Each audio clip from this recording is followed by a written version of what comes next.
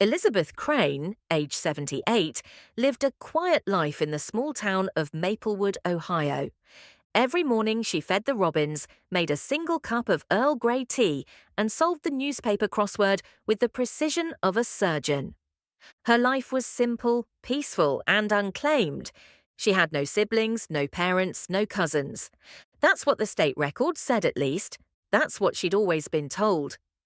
You were left at the door of St. Agnes Orphanage in 1947. No note, no name, no family. Elizabeth had stopped asking questions years ago, but her 15-year-old granddaughter, Aria, hadn't. Aria was a firecracker, curious, clever, and bold. One afternoon, she burst into the living room, waving a paper. "Grandma, I need your help. We're doing a family origins project for history class." Elizabeth chuckled. "You might have to get creative. There's not much to work with." Aria sat beside her. "No way. I'm going to dig deep. I ordered a DNA kit. It's already on the way." Elizabeth raised an eyebrow. "That's a waste of money." "Or a miracle waiting to happen," Aria replied, grinning. They took the test together. Elizabeth swabbed her cheek and sealed the envelope with zero expectations. Weeks passed. Elizabeth forgot about it. Aria didn't. One evening, as Elizabeth was folding laundry, she heard a gasp from Aria's room. "Grandma, you better come here." Elizabeth walked in, drying her hands. Aria pointed to the laptop screen. At the top of the page, in bold green letters, "Close relative match detected, 99.9% probability." Name, Miranda Hale. Relationship, biological mother. Elizabeth blinked. She felt something cold settle into her chest. "That's impossible," she whispered. Aria clicked on Miranda's profile. There wasn't much, just a birth date, a location, and one blurry black and white photo from a hospital record. Born 1929. Currently residing, Trenton, New Jersey. Known occupation, retired nurse. Elizabeth stared at the photo. A woman, 17 maybe, holding a hospital blanket.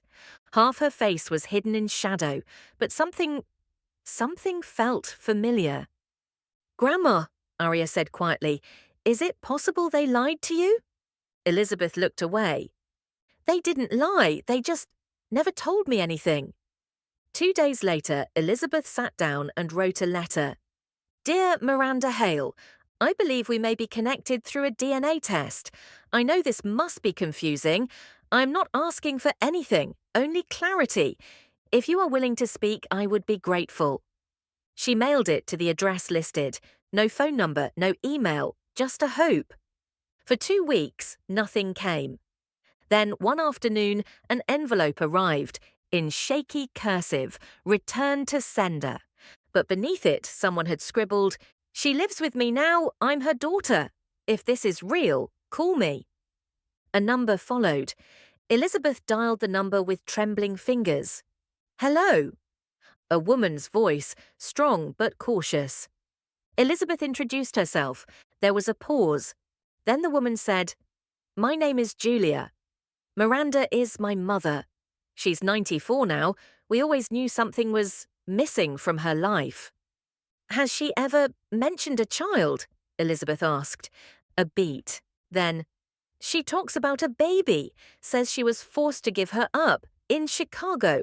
1947. Elizabeth's legs gave out. She sat on the floor. She had been born in Chicago. The orphanage was just blocks from a now-shuttered hospital. A week later, Elizabeth boarded a train to New Jersey. Aria insisted on coming. So did Elizabeth's son, Michael, Aria's father. They arrived at Julia's home on a Sunday afternoon. The house was modest, warm, filled with the scent of cinnamon and lemon oil. Miranda was in a recliner by the window, eyes cloudy but alert.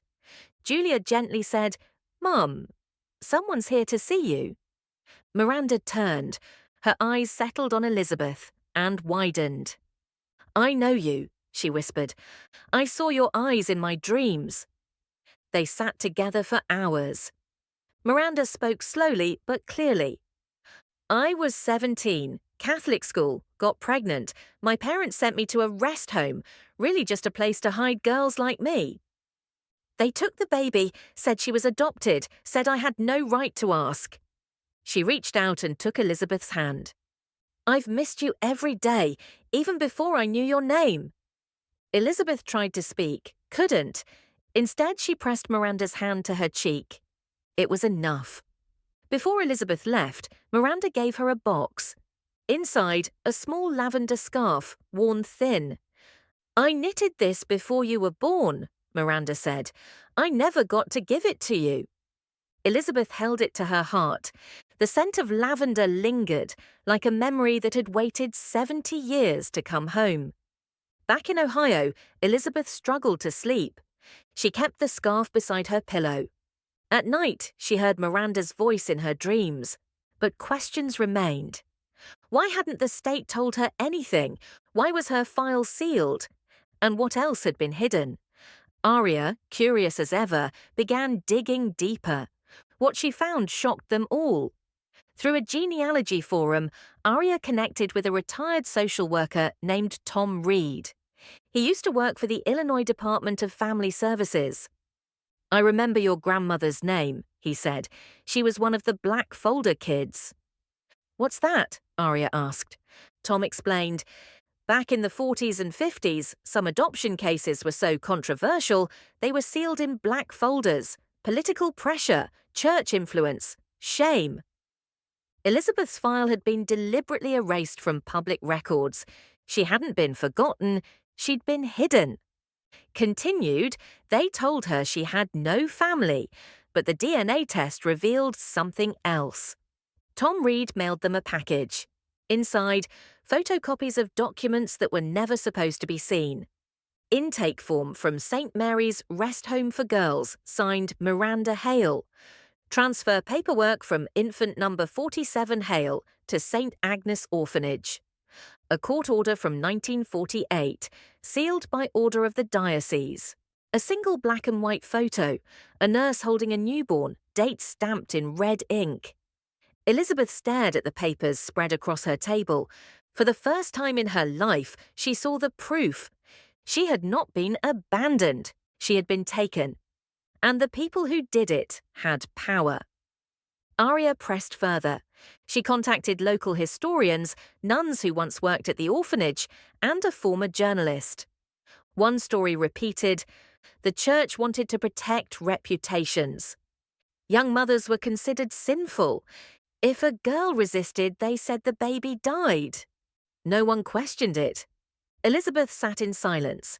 She had lived 78 years, believing she was disposable. Now she realized she had been silenced. Elizabeth returned to Chicago with Michael and Aria. She stood in front of the now abandoned building that used to be St. Agnes Orphanage. The windows were shattered. Vines crawled up the stone walls. Inside, the air was thick with dust. Elizabeth walked down the hallways she didn't remember, and yet her legs moved like they knew exactly where to go. She stopped in front of a rusted door. There was a faded sign, Infant Ward, North Wing. She whispered, I was here. Michael put a hand on her shoulder. Aria took a photo, silent testimony that the past had existed. A month later, Elizabeth agreed to an interview with Truthline, a national podcast on historical injustices. The host asked, What do you feel when you see those files? Elizabeth looked into the microphone. I feel robbed of history, of a mother, of a name. And now, she smiled gently, I feel found. The episode went viral. Listeners flooded her mailbox with stories. Dozens of others reached out, other black folder babies who had never known they were not alone. Back in New Jersey, Miranda's health began to fail. Elizabeth visited often. They sat for hours with hands clasped, saying little, sharing more in silence than words ever could. One day, Miranda gave Elizabeth a small gold ring. It was my mother's, she said. I want you to have it. Elizabeth slid it onto her finger. It fit perfectly. That night, Miranda passed away. In her sleep, peacefully. The obituary ran in the Trenton Daily News. Miranda Hale, beloved nurse, mother, grandmother, reunited late in life with her daughter Elizabeth Crane after 71 years apart. Elizabeth read the words over and over, not because they were tragic, but because they were true. Weeks later, Elizabeth stood in her garden in Maplewood. Spring had come, lavender bloomed at her feet. Aria walked up, holding her school project, now a 300-page book. "Can I read you the last page?" she asked. Elizabeth nodded. Aria read aloud. In 1947, a baby girl was taken from her mother by a system that chose silence over truth. In 2024, she learned her story. Her name was always Elizabeth. Her family was always out there. And now they are together again, across time, truth, and love. Some stories aren't written in ink. They're written in silence and sealed in drawers no one dares open.